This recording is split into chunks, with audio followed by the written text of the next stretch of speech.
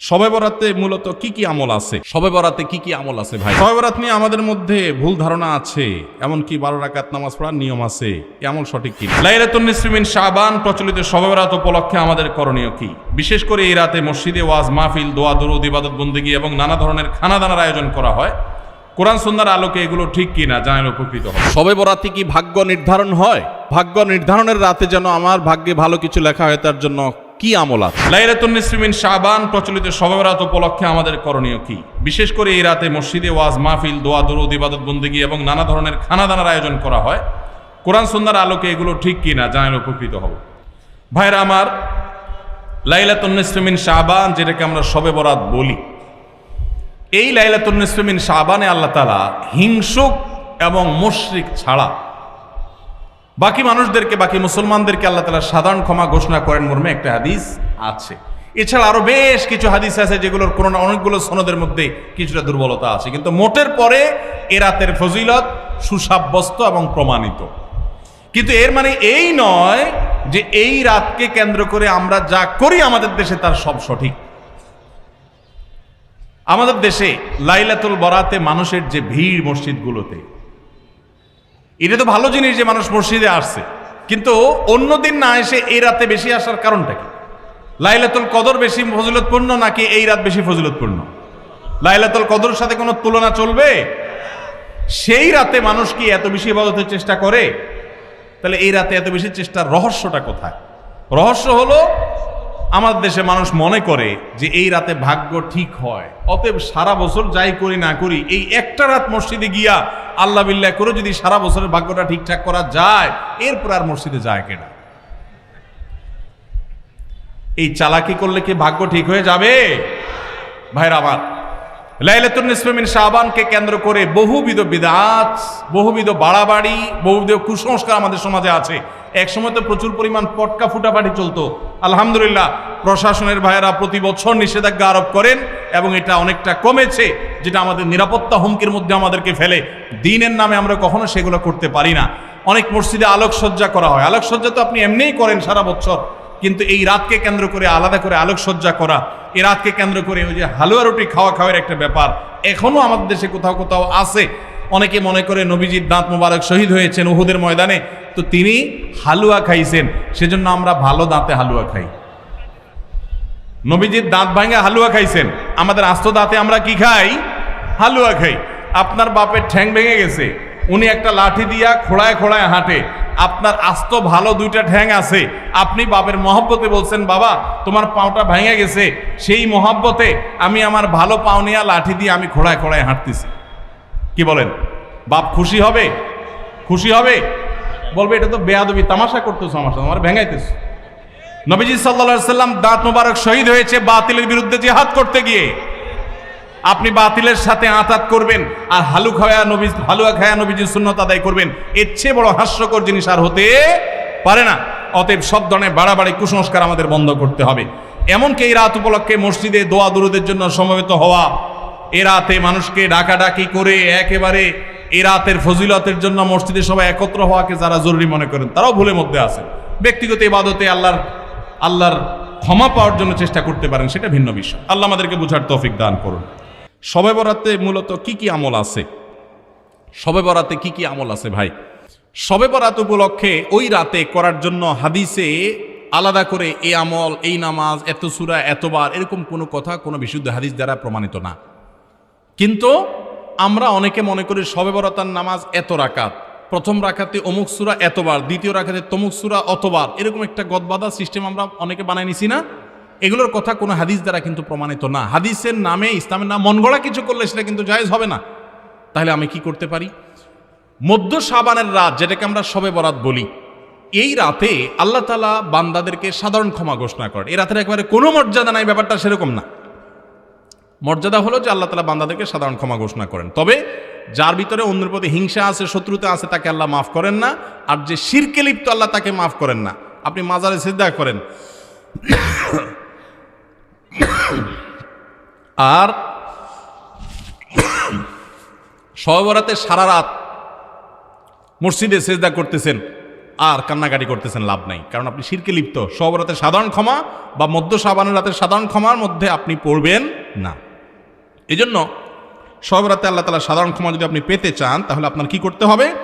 আপনার নিজেকে শিরক থেকে মুক্ত করতে হবে। শত্রুতা বিদ্বেষ কারোর প্রতি রাখা যাবে না, সবাইকে মাফ করে দিতে হবে। আল্লাহ আমাদেরকে তৌফিক দান করুন। শবে বরাত নিয়ে আমাদের মধ্যে ভুল ধারণা আছে, এমনকি 12 রাকাত নামাজ পড়ার নিয়ম আছে, এমন সঠিক কিনা?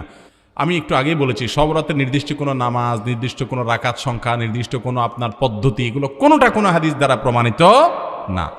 আপনি আল্লাহ তাআলার পক্ষ থেকে সাধারণ ক্ষমার আশায় দোয়া করছেন, নিজের মতো করে ইবাদতবন্দেগি করছেন, সেটা আপনার ব্যাপার। কিন্তু শরীয়ত আপনাকে নির্দিষ্ট কোনো ফরম্যাট ঠিক করে দেয় না যে এই ফরম্যাটে আপনাকে করতে হবে। আমরা অনেকেই 5 ওয়াক্ত নামাজের খোঁজ খবর নাই, কিন্তু শবে বরাতের নামাজের রাকাত সংখ্যা, পদ্ধতি, এগুলো আমাদের মুখস্থ এবং খুব প্র্যাকটিস করি।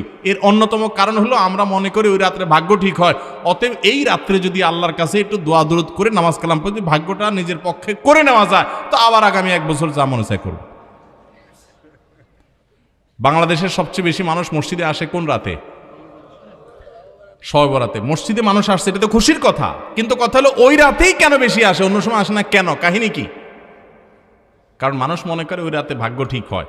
যেহেতু ভাগ্য ঠিক হয়, অতএব এই এক রাতে আইসা ভালো করে ফুসলে ফাসলে দোয়া দরুদ করে টোরে আমি যদি সব নিজের পক্ষে করে নিতে পারি, তাহলে এবার সারা বছর আবার যা মনে তা করলাম।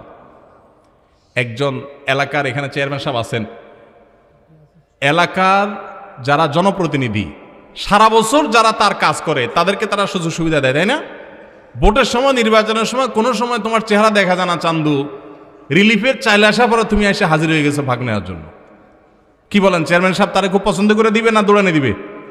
সারা বছর মসজিদে আসার খবর নাই, এখন তুমি ভাগ্য ঠিক হওয়ার আশা করে ওই সময় এসে সিরিয়াল দিয়ে দাঁড়ায় গেছো। তুমি পানি চেঁচার সময় ছিল না, মাছ ধরার সময় হাজির হয়ে গেছো। বুঝেন নাই কথাটা? এই জন্য নামাজ কি শুধু শবে বরাতে পড়ার জিনিস না, সারা বছর পড়ার জিনিস। আর ভাগ্য কিন্তু মানুষের সবাই কদরও ঠিক হয়। সূরা দুখান আয়াত নম্বর 3 এবং 4 পড়বেন। আল্লাহ সুবহানাহু ওয়া তাআলা বলেছেন, ইন্না আনজালনাহু ফি লাইলাতিন মুবারাকা ইন্না কুন্না মুনজিলিন ফিহা ইউফরাকু কুল্লু আমরিন হাকিম। ওই যে রাতে কোরআন নাজিল হয়েছে সেটা লাইলাতুল কদর, সে রাতে সমস্ত গুরুত্বপূর্ণ বিষয়গুলো ধার্য হয়ে থাকে। আল্লাহ আমাদের বুঝার তৌফিক দান করুন। শবে বরাতে কি ভাগ্য নির্ধারণ হয়? ভাগ্য নির্ধারণের রাতে যেন আমার ভাগ্যে ভালো কিছু লেখা হয়, তার জন্য কি আমল আছে? ভাইরা আমার, শবে বরাতে ভাগ্য নির্ধারণ হওয়ার কথা অনেক ওলামায়ে কেরাম বলেছেন, তবে লাইলাতুল কদর বা শবে কদরে ভাগ্য নির্ধারণ হওয়ার বিষয়টা অধিকতর বিশুদ্ধ এবং দলিল সমৃদ্ধ, এবং বেশিরভাগ আলেমদের মত, ইমামদের মত সেটা, অর্থাৎ শবে বরাতে নয়, বরং ভাগ্য নির্ধারণ হয় কখন? শবে কদরে।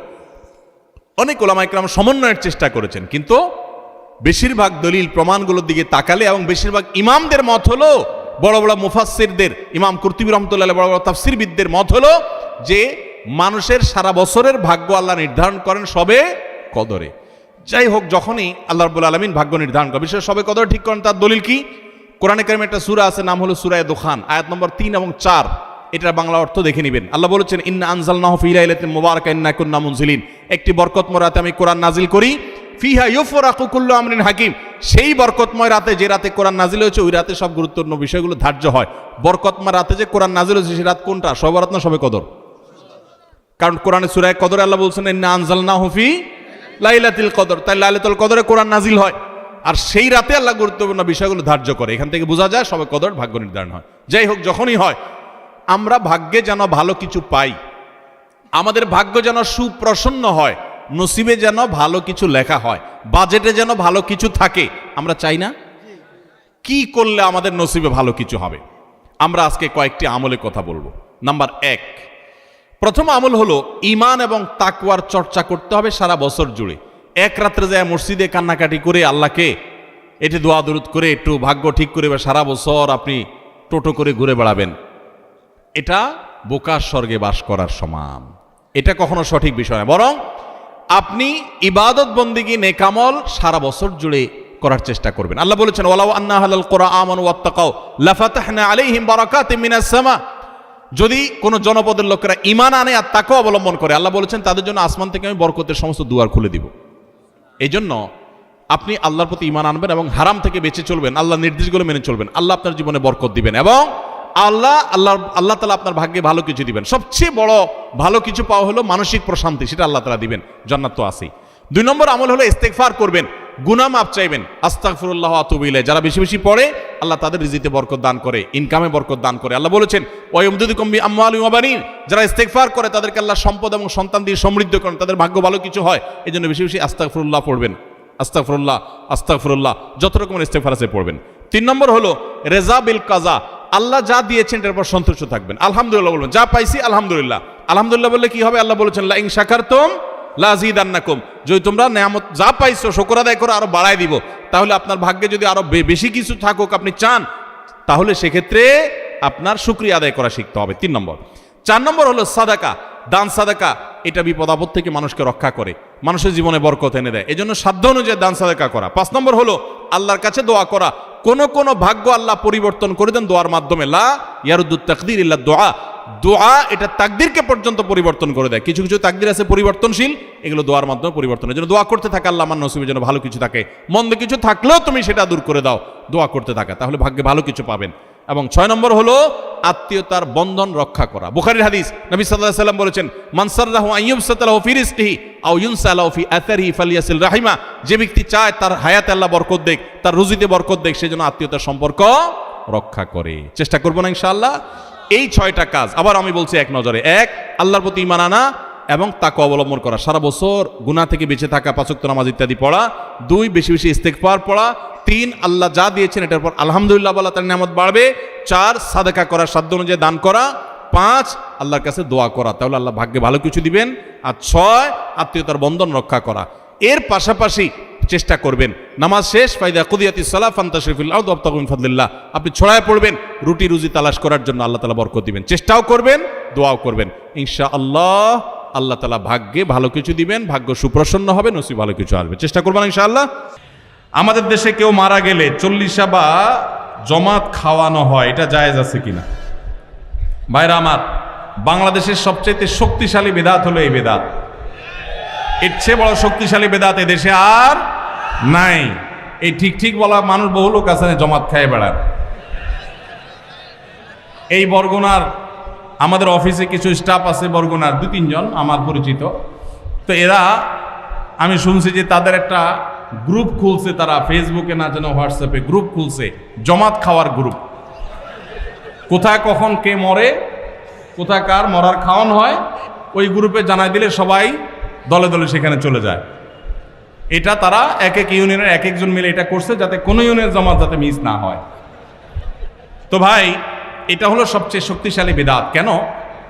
আমি একটা কথা প্রায় বলি, আপনি গুগলে গিয়ে, সবার হাতে হাতে এখন আজকাল মোবাইল আছে, স্মার্টফোন আছে, গুগলে গিয়া শ্রাদ্ধ লিখে সার্চ দিবেন, তালিব্যস রফালা আকার দয়ের পিঠে বড় ধ, শ্রাদ্ধ। শ্রাদ্ধ লিখে যদি আপনি সার্চ দেন, আপনি দেখবেন সার্চের যে রেজাল্ট আসবে আপনার চোখ খুলে দিবে। কি? হিন্দুদের মধ্যে একটা ধারণা আছে, সেটা হলো যদি কোনো মানুষ মারা যায়, যে মারা যায় তার মৃত্যুর পর এলাকাবাসী আত্মীয় স্বজন সবাইকে দাওয়াত দিয়ে না খাওয়ানো হলে ওই লোক স্বর্গে সোনা দানা পায়, খাওন পায় না, সে না খায় কষ্ট করে। এই জন্য ওই লোকের জন্য যে খানা দানার আয়োজন করে, ওই অনুষ্ঠানের নাম হলো শ্রাদ্ধ। ওইটার নাম কি ভাই? শ্রাদ্ধ। গুগল করে দেখেন, পেয়ে যাবেন হাতের কাছেই। আমাদের সাবকন্টিনেন্টে যেহেতু হিন্দু ভাইদের সাথে আমাদের সামাজিক সহাবস্থান আছে, তারা তাদের ধর্ম পালন করেন। আমি তাওহীদবাদী, আমি ইমানদার, সেই জায়গা থেকে আমি শিরকে, আল্লাহর নিকট সবচেয়ে অপরাধ মনে করে বাঁচার চেষ্টা করি, কিন্তু তারটা তিনি করেন, তারটা তিনি করে, এটা তার ব্যাপার। কিন্তু তাদের সাথে মিশার ফলে তাদের অনেক সংস্কৃতি আমাদের মুসলমানদের মধ্যে চলে আসছে, আমরা টেরও পাই নাই। এই যে মানুষ মারা যাওয়ার পরে যে খাওয়ার অনুষ্ঠান মৃত ব্যক্তির ওয়ারিসদের উপরে চাপানো হয়, এটা ওই শ্রাদ্ধ থেকে এসেছে। এটা ইসলামে নাই। ইসলামে আছে উল্টাটা। উল্টা কি? একটা মানুষ মারা গেছেন, নবী সাল্লাল্লাহু আলাইহি সাল্লাম বলেছেন অমুক মারা গেছেন, তার পরিবারের লোকদের জন্য তোমরা খাবারের ব্যবস্থা করো। কেন? কারণ তাদের রান্না করার মতো মানসিক অবস্থা নাই। আমরাও সেটা করি, অবশ্য আপনারাও করেন। কেউ মারা গেলে তার আত্মীয় স্বজন, তার ছেলে মেয়ে, বউ বাচ্চাদেরকে খাওয়ান দাওয়ান দেন, 2 দিন 3 দিন একটু খাওয়ান টাওয়ান পাঠান, এরপরে 40 দিনের দিন সুদে আসলে একসাথে উঠায় নেন। কি বলেন? খাবার পাঠান গামলায় করে একটু, আর খাওয়ার সময় গোটা গরুটা খেয়ে ফেলেন এলাকার মানুষ। বাপ মারা গেছে, আপনি খুশি না বেজার? খুশি না বেজার? আপনার মা মারা গেছে, আপনি খুশি না বেজার? যদি বেজার হন, খাওয়ানোর যত অপশন আছে, খাওয়ানোর যত উপলক্ষ আছে মানুষ খাওয়ানোর, এটা খুশি হয়ে না বেজার হয়ে? যেমন মানুষ বিয়ে করছে, খুশির চোটে অলিমা খাওয়ায়, এটা সুন্নাত। কারোর বাচ্চা হয়েছে, খুশি, এই জন্য সে আকিকা খাওয়ায়। কারোর ছেলেটা পাস করছে, সে খুশি হয়েছে, এই জন্য সে আটার দলা খাওয়ায়, মিষ্টি খাওয়ায়। কিন্তু আপনার বাবা মারা গেছে, আপনার তো মনের কষ্ট। আপনি যেভাবে জিয়াফত দিচ্ছেন, আপনি যেভাবে মেজবানি খাওয়াচ্ছেন, এটা দেখে তো মনে হচ্ছে আপনি অনেক খুশি যে বাপটা চলে গেছে, এখন জমি জমার ভাগযোগগুলো আমরা পাবো। এই উসিলা সবারে খাওয়াই। আল্লাহ আমাদেরকে হেদায়েত দান করুন। শক্তভাবে এই বেদাত আমাদের সমাজ থেকে দূর করতে হবে ইনশাআল্লাহ। আমাদের সচেতন হতে হবে। আপনার বাবা মা মারা গেছেন, ওনাদের জন্য আপনি কি করবেন? দোয়া করবেন, ইস্তেগফার করবেন, চোখের পানি ফেলবেন, দান সাদাকা করবেন। মাদ্রাসায় এতিম গরিব ছাত্ররা আছে, একবেলা খাবার টাকা দিয়ে দেন। মসজিদে কিছু ইট কিনে দেন, মসজিদের জায়গা কিনবে, সেখানে টাকা দিয়ে দেন। একজন গরিব মানুষকে কিছু টাকা দিয়ে দেন। মুর্দার তরফ থেকে সাদাকা করলে তার সব মুর্দা পায়, সেটা আপনি করেন। কিন্তু এই যে অন্য ধর্মের মানুষদের মতো করে খাবার অনুষ্ঠান যেটা করছেন, এটা সুন্নাহর খেলাফ। সুন্নাহ হলো মৃত ব্যক্তির পরিবারকে খাওয়ানো, তাদের কাছ থেকে খাওয়াটা সুন্নাত নয়। আল্লাহ আমাদেরকে বুঝার তৌফিক দান করুন। মুশকিল হলো এটা যদি আপনি না করেন, আজকের ওয়াজ শোনার পর এলাকাবাসী বলবে অমুক লোকটা মারা গেছে, কি ছেলে মেয়ে রেখে গেছে, কারো একটা হাত ধোয়াইলো না। বলবে কি না বলেন? কেন আপনার হাত আরেকজন ধোয়াইতে হবে? আপনার হাত কি লুলা হয়ে গেছে? হ্যাঁ, আরেকজন হাত ধোয়াইতে হবে, নিজের হাত নিজে ধুতে পারেন না? হাত ধোয়ানো মানে খাওয়ান আর কি, তাই না? এলাকাবাসী বহু কিছু বলবে, কিন্তু আপনি অটল থাকবেন যে আমি ইনশাআল্লাহ এগুলা করব, আমার বাবার জন্য মায়ের জন্য যেটা করলে সওয়াব হবে সেটা আমি করব। নবীজি সাল্লাল্লাহু আলাইহি সাল্লামের কাছে এক সাহাবী এসে বললেন, ইয়া রাসূলুল্লাহ, আমার মা মারা গেছেন, আফা আহুজ্জু আনহা, আমি কি তার পক্ষ থেকে হজ করতে পারি? নবীজি বলেছেন, নাম, অবশ্যই করতে পারো। এগুলো হলো সুন্নাত। আমরা সুন্নাত বাদ দিয়ে এখন বেদাতকে আলিঙ্গন করে ফেলেছি। আল্লাহ আমাদেরকে হেদায়েত দান করুন।